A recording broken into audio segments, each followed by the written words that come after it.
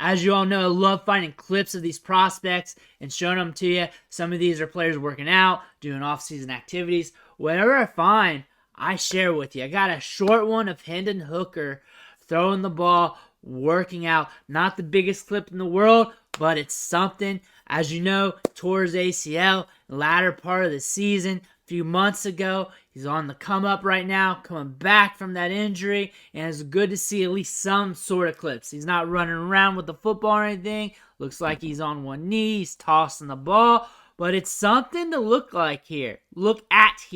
Just slinging it. And really just want to talk some ball here with Hendon Hooker. Some interesting things with him. He was very efficient in the last couple years at Tennessee. Was on the rise. A lot of people was talking him up as a first-round prospect. Hurt his knee. Now nobody's really talking about him. Looking at him working out, we'll probably get more clips of him this offseason, and I'll show them to you gladly. But where he goes at in the draft, who he gets drafted to is going to be very important to his overall stock, real football, fantasy football. And you know what? He's at least looks like or appears to be going to be a decent backup in the league. Probably got some upside from there. But the thing about this is, from a fantasy football perspective, Superflex, obviously, too, is if you're not really into the quarterbacks this year, but you feel like you need to take a shot on somebody, you're going to catch him at a decent discount. Pay the price of a cheaper quarterback here who's on an injury mend, and maybe you catch something, maybe you don't. But you know what I'm saying here? At a quarterback here that you're getting at a reduced cost, who would have been drafted much higher, been valued much higher if he didn't injure his ACL. You're getting a discount here. A player that, you know what, in 2023 probably wouldn't be starting anyways. And you got a developmental season. You get to see what he's got. A good guy to have stashed on your taxi squad. You already drafted your first round prospect. You're probably catching him in the second round or so. Maybe you've already had a few picks prior to that, and you want a quarterback. This could be your option. The sunk cost isn't there. The risk isn't there. Quarterbacks are a little bit risky. There are chances that they don't hit. But again, the price of him shooting up from a second-round rookie pick, even if he starts a few games, is pretty radical as well, because you know that's super flex value. But that's something to throw out there. I'm in the camp of leaning heavy at running back. That's what I'm at. But again, looking at things objectively, when you're looking at the quarterback position, and a lot of people are scared of Will Levis. A lot of people love Anthony Richardson, but there's also a lot of people who are scared of him as well. Well, you got a player here who's come back from an ACL injury that you might be able to look at here and catch at a discount if you're wanting a quarterback. I don't love the quarterback class this year. You know, Young and Stroud, they're good. They're up top. I get that. I'll probably draft them at cost in Superflex, but I also love this running back class. Is what I'm leaning into, and I'm looking for values at the wide receiver position because I guarantee we'll find that. But Hendon Hooker is an interesting prospect here for Dynasty Fantasy Football, because some of you guys want to invest at the quarterback position, but you don't know where to go. Let the market tell you what to do. Let the market tell you where to invest in. He is going to be an interesting prospect in this year's draft because he could go to second, third round, maybe a little later, but there was a lot of talks of him being a first-round prospect. But you know what? That's in-season hype. Who knows? We'll find out. We'll find out, because that ACL injury, we know it's not a death sentence anymore. And Hendon Hooker coming back could be a thing. And what if he goes into a good situation? We got good running backs, wide receivers there.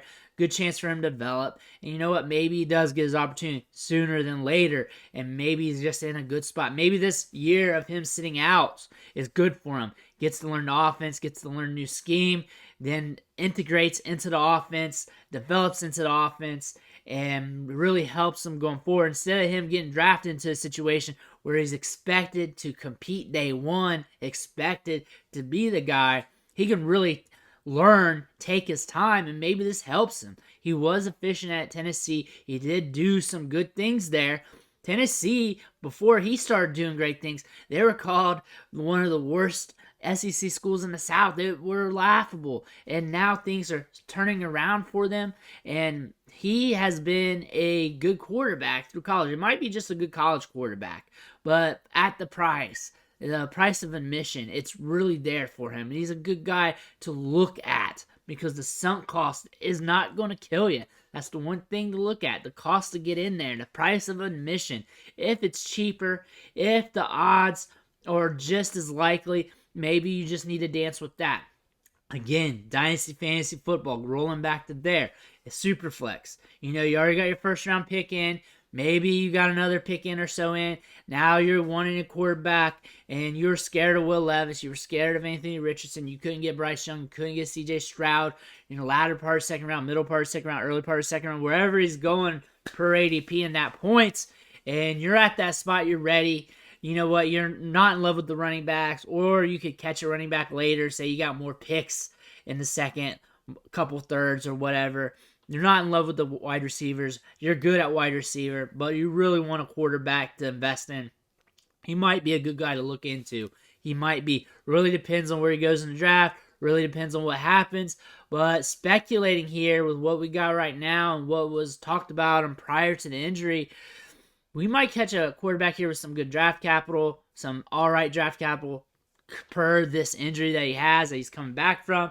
And that could be a decent investment if you can catch it on cheap. If not, I would not pay up for it. Not at all. But am I doing this? Maybe not. I'm looking at the running backs. I really am. Have my honest opinion in Dynasty Fantasy Football, but I will pick my spots as well. I'd rather pay cheap for a quarterback and see if I can micro move up with some of my investments too, instead of taking risks as well if I'm not settled in with them. I also would rather just use some of my top tier picks and buy a quarterback if I can as well. So there's a lot of options here, but running back is where I'm at. I think he's all right prospect. If you're looking at a quarterback, if you want a cheaper quarterback, if you want a bargain shop for a quarterback, Hendon Hooker could be a guy you're looking at. Again, it's not guaranteed. I don't think it's guaranteed. I pretty much just said that with what I'm doing with my strategy, but I'm also cutting you straight. If you're looking for a cheap quarterback in Dynasty, maybe wait around instead of run with Levis and company and look at a Hendon Hooker. Might be even cheaper. He might even fall in the draft. Who knows what this injury is going to do with his draft stock? I don't know. I don't have a good clue. But maybe you can let us know in the comments below. Let me hear your thoughts, your opinions on Hendon Hooker, what you're doing. It's not a strong quarterback class, but you know what? In Superflex, sometimes you got to pull the trigger at the right moment, and I get it. Make sure you hit that subscribe button on the way out. It's only going to help you going forward building your Dynasty teams. I want to thank you for watching. Catch you on the next video.